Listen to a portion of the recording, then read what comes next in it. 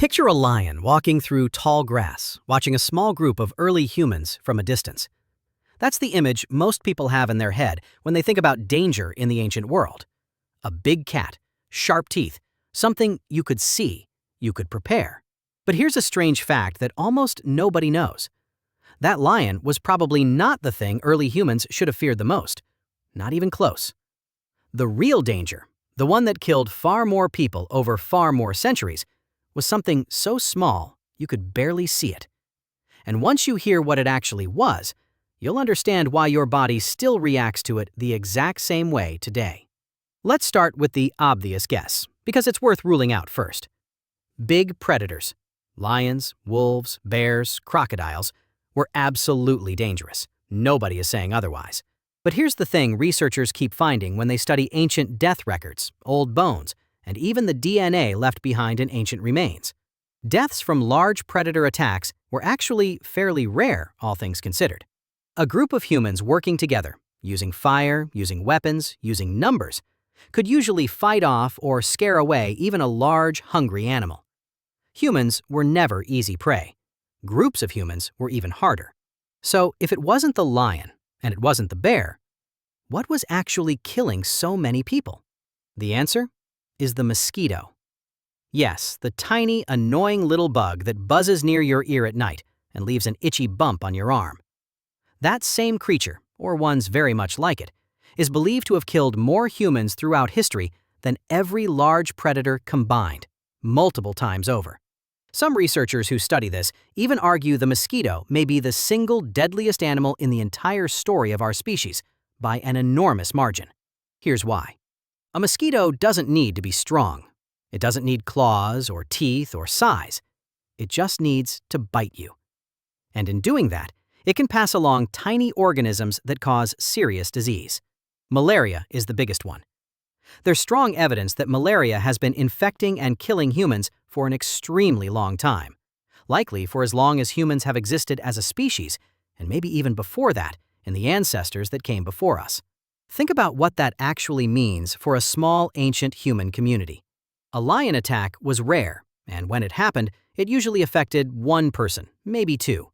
A disease spread by mosquitoes could quietly move through an entire group, weakening people over weeks, killing children and the sick and the very old first, without a single roar, without a single visible threat, without any warning at all. This is part of why early humans, almost everywhere across the world, developed such a strong instinct to avoid still water.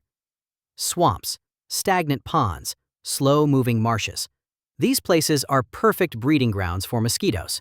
And ancient humans, through hard experience passed down over countless generations, learned to treat these places with real caution, even without understanding the actual science behind why.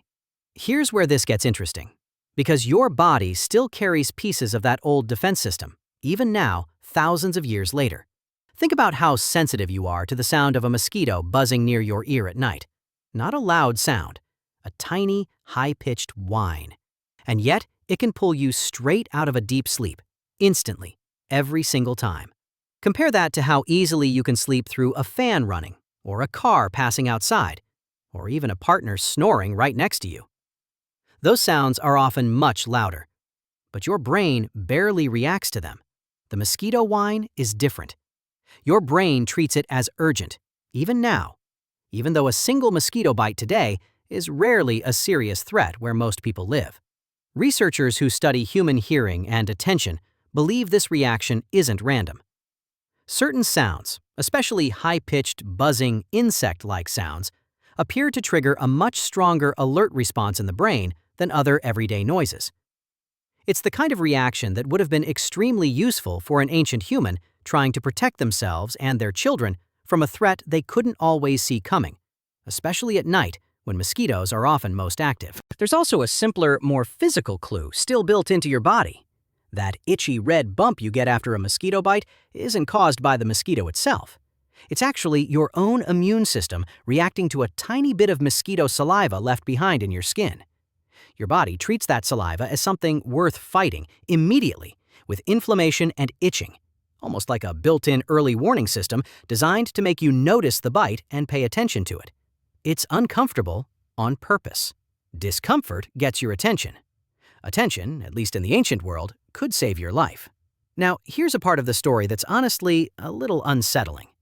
Some researchers who study the history of infectious disease believe mosquito-borne illness may have shaped human evolution in ways we're still discovering.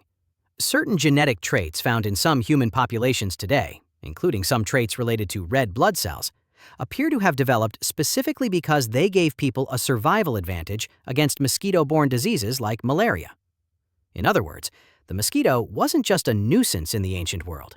It was powerful enough over thousands of years to actually influence which humans survived long enough to have children, and which genetic traits got passed down to the next generation. Think about that for a second. A creature you can literally kill with a single slap on your arm was, over the long run of human history, shaping the genetics of the entire species. There's one more piece of this that most people never think about. Large predators like lions or wolves were mostly a danger during specific moments: a hunt gone wrong, a surprise encounter in tall grass. Once the moment passed, the danger passed with it.